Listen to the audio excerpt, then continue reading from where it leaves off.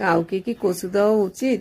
কিন্তু আমাকে দেয় উপহার। এক ছাত্রীর মা গিফট করেছে এই কচু। মেয়ে তো সাথে সাথে বলল এটার ভর্তা খাবো।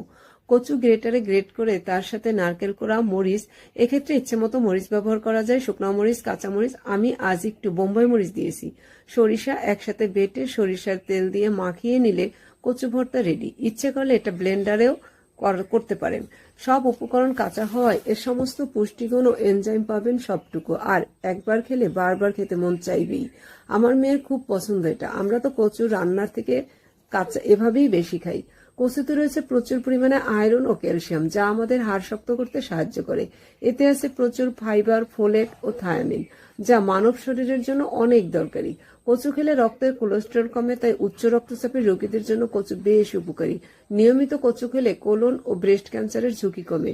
প্রেগন্যান্ট মহিলাদের পটাশিয়ামের চাহিদা পূরণ করতে পারে কচু।